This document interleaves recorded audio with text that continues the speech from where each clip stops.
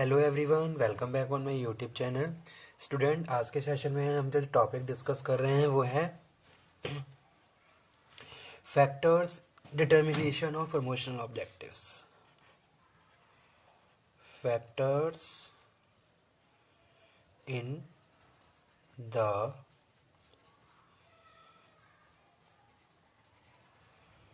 Determination of promotional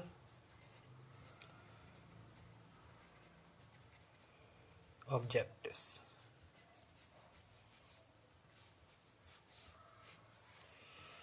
Factors to be considered in the determination of promotional objectives. These factors are: first one is nature of product. Nature of product. Nature of product should be considered while determining the promotion objective. The product may be consumer or industrial product.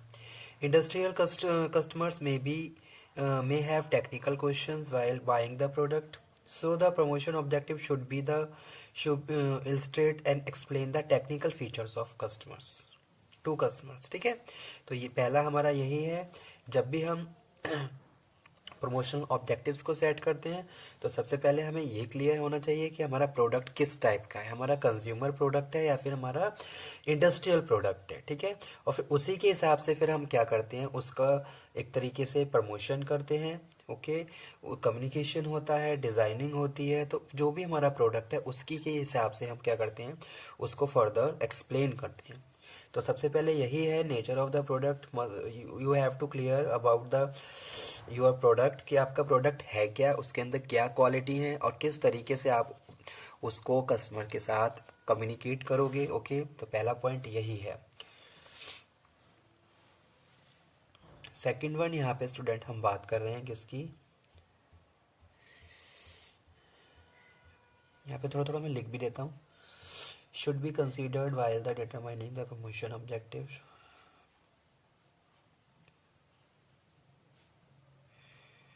Should be considered while determining promotion objective. Okay, product may be consumer, product may be consumer और industrial, consumer और industrial. Okay, second हम बात कर रहे हैं किसकी, stages of product life cycle. Stages of product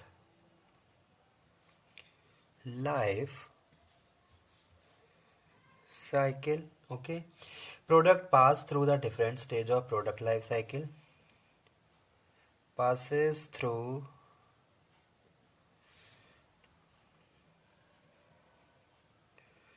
different stages of PLC लिख देता हूँ मैं, प्रोडक्ट लाइफ साइकिल। ठीक है, introduction, growth, maturity, decline.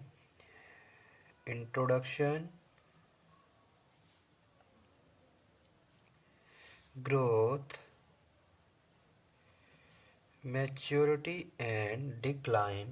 Okay, during these stages promotion have different objectives. जैसे कि एग्जांपल के तौर पे हम बात करें, अगर हम इंट्रोडक्शन स्टेज में होते हैं तो हमारे क्या होते हैं, ऑब्जेक्टिव थोड़े डिफरेंट होते हैं।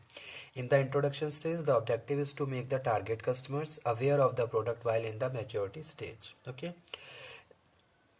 while in the maturity stage the objective is to persuade customer and counter competition. ठीक है, तो यही हम बात कर रहे हैं यहाँ पे प्रमोशनल ऑब्जेक्टिव में कि भाई अगर जो पीएलसी है यानी कि प्रोडक्ट की जो भी लाइफ साइकिल है उसके हिसाब से भी हमें क्या करना है, अपना पैटर्न चेंज करना होता है। जैसे कि इंट्रोडक्शन स्टेज होती है तो इंट्रोडक्शन में अपने कस्टमर को कम्युनिकेट करते हैं about the product and services. ठीक है, तो वो चीज़ यहाँ पे हम बात कर रहे हैं। इंट्रोडक्शन में हम क्या कर रहे हैं, objective is to make the target customers, आप टारगेट कस्टमर को टारगेट कर रहे हो और उनको अवेयर कर रहे हो अबाउट द प्रोडक्ट। लेकिन अगर हम मैच्योरिटी स्टेज की बात करें तो मैच्योरिटी स्टेज में हम क्या करते हैं, उनको परसुएट करते हैं, ठीक है। यानी कि आप क्या कर रहे हो, उनको अवेयर भी कर रहे हो, साथ के साथ उनको परसुएट भी कर रहे हो कि भाई वो हमारे प्रोडक्ट को खरीदें। ओके, तो यही सेकंड है फैक्टर है स्टेजेस ऑफ पीएलसी। उसके बाद जो स्टूडेंट थर्ड है वो है price policy. If the product is high priced, then the objective will be persuade the customer to buy the product. As in case of high price product, customer associate greater risk with the purchase of expensive product and they need advice of salesman. Okay. तो जो price है उसके हिसाब से भी क्या है, हमें अपने कस्टमर को फर्दर एक्सप्लेन करना होता है। अगर हाई प्राइस है तो कस्टमर के लिए वहाँ पे क्या है, रिस्क रहता है कि अगर मैं कोई हाई पे करके किसी प्रोडक्ट को खरीद रहा हूँ, को ऐसा ना हो कि वो मेरी एक्सपेक्टेशन के हिसाब से मैचअप ना कर पाए, ठीक है। तो ये सारी प्रॉब्लम्स लेती है। तो उस केस में जो सेल्समैन है वो हेल्प करते हैं प्रॉपर अपने कस्टमर्स को और उनको प्रॉपर एक्सप्लेन करते हैं कि भाई अगर आप इस तरीके का कोई प्रोडक्ट खरीद रहे हो तो वो आपकी लाइकिंग के हिसाब से है, आप जो भी आपकी एक्सपेक्टेशन है उसके साथ वो मीट करेगा, आपकी रिक्वायरमेंट्स कंप्लीट होंगी। ओके, तो प्राइस पॉलिसी भी क्या है, मोस्ट इंपॉर्टेंट फैक्टर होता है प्रमोशंस में, जहां अपने कस्टमर को रीजनेबल प्राइस पे क्या करते हैं, प्रोडक्ट प्रोवाइड करवाते हैं और उसी के हिसाब से फिर उनको फर्दर कम्युनिकेट करते हैं, ठीक है। तो वो चीज़ यहाँ पे हम बात कर रहे हैं। अगर हाई प्राइस है, इसका एक सेकंड प्रोस्पेक्ट ये भी है, if the price is high then the objective will be persuade the customer to buy the product, ठीक है। अब प्राइस हाई है तो आप क्या करोगे, कस्टमर को परसुएट करोगे कि भाई एक बार प्रोडक्ट खरीदें, उसके बाद वो हमारे प्रोडक्ट के लॉयल कस्टमर बन जाएंगे, ठीक है। तो आपको उन्हें परसुएट करना पड़ेगा, आप इन्फॉर्म करने के साथ उनके अंदर एक विलिंगनेस भी क्रिएट कर रहे हो, ठीक है। तो वो चीज़ यहाँ पे हम बात कर रहे हैं, हाई प्राइस प्रोडक्ट परसुएड हमें करना पड़ेगा, persuade to customers. Okay, fourth number पे हम बात कर रहे हैं level of competition. Level of competition, if level of competition is very high then the objective of promotion will be counter the competition and stabilize sales.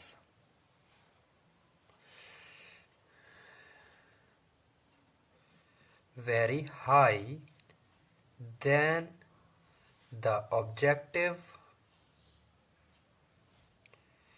of promotion will be counter competition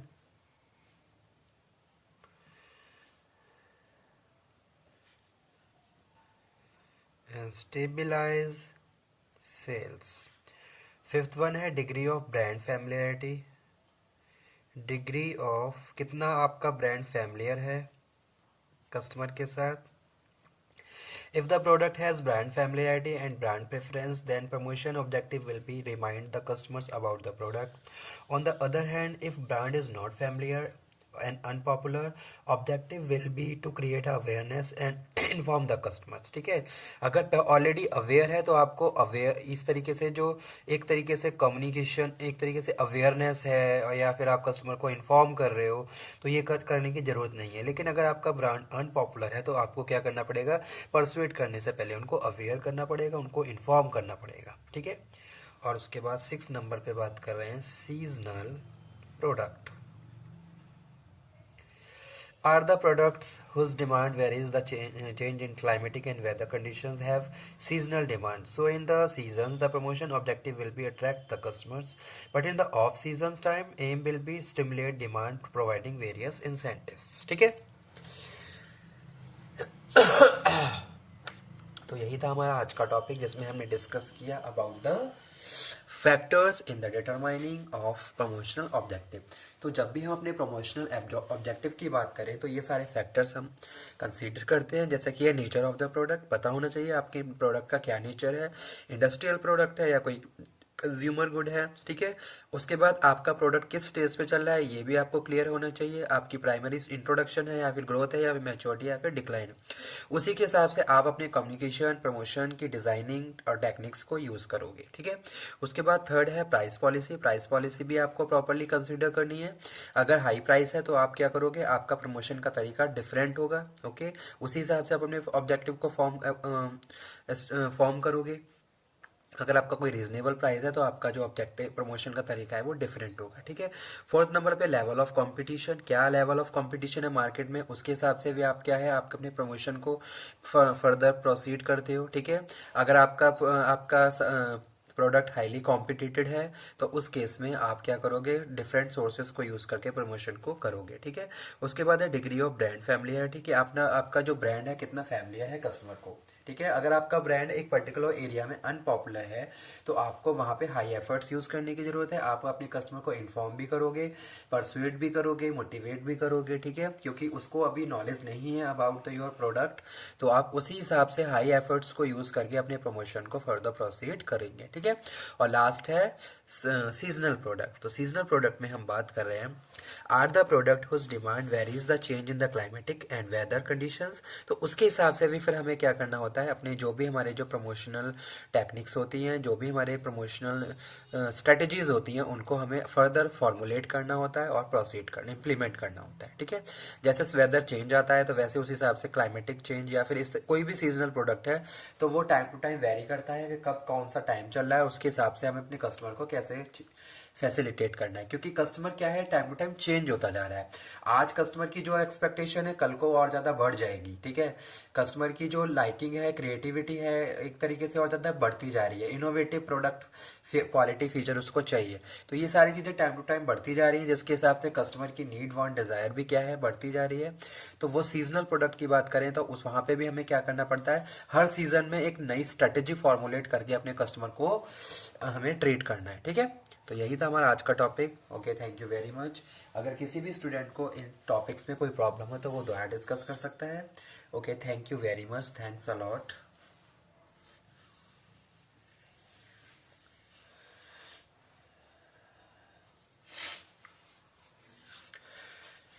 okay students, thank you.